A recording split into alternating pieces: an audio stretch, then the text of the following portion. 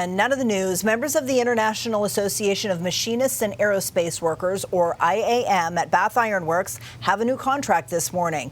Union reps say 79% of the 4,500 members at BIW voted in favor of this new 5-year contract, which takes effect today.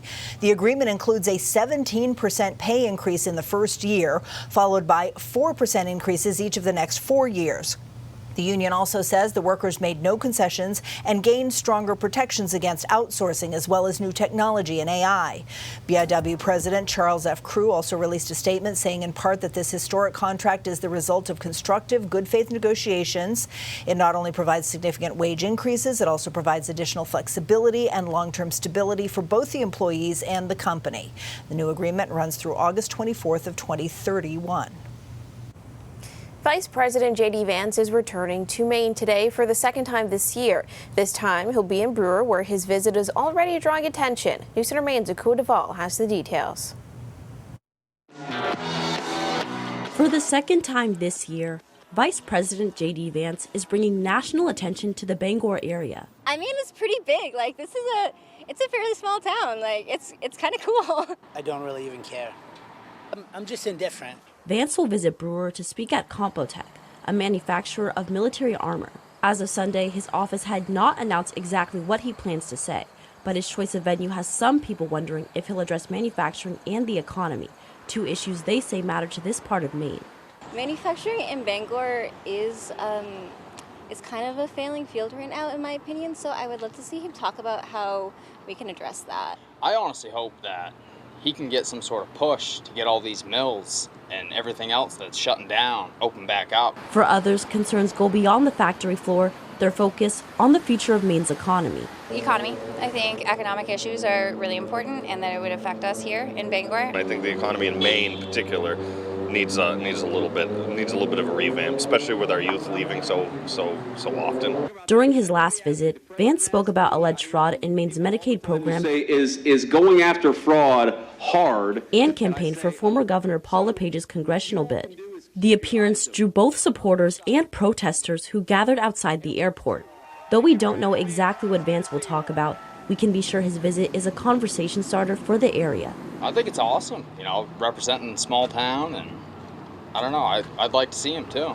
I mean, he's a vice president, and he's coming to Bangor, so I think it doesn't really matter which side you're on. I think that's pretty exciting. In Bangor, Akua Duvall, News Center Maine. Now, the Brewer Police Department is warning drivers to expect significant traffic ahead of the Vice President's visit. Officers say East-West Industrial Park Road, Baker Boulevard, Robertson Boulevard, and Stevens Road will all be controlled access only. Parking is also expected to be limited. Police say an area on Robertson Boulevard near Baker Boulevard will serve as a designated assembly area. Maple Street Park is also designated for people who want to assemble. Anyone who wants to gather somewhere else will need permission from the property owner. Meantime, Congresswoman Shelley Pingree is criticizing the Trump administration's decision to ease tariffs on some imported ground beef. Pingree says the move could flood the market with foreign beef, and she believes the goal is to lower beef prices ahead of the midterm elections. In a social media post on Friday, President Trump said the U.S. will allow up to 300,000 metric tons of ground beef products to be imported without an out-of-quota tariff for the next 90 days. Pingree says the move will hurt U.S. producers. She's also criticizing the ongoing trade war with Canada, saying it could hurt Maine's tourism industry.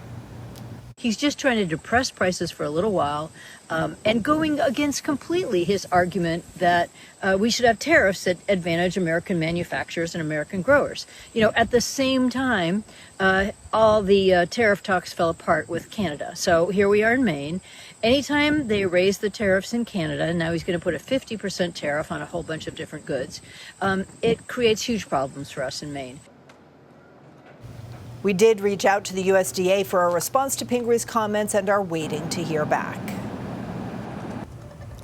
If you want to run for Bangor City Council or school committee, nomination papers are due tomorrow. City officials say papers should be filed with the city clerk and treasury office at City Hall.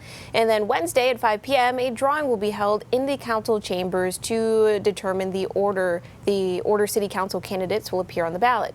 School committee candidates will appear in alphabetical order. If you have any questions, you can give the city clerk and treasury office a call at the number on your screen.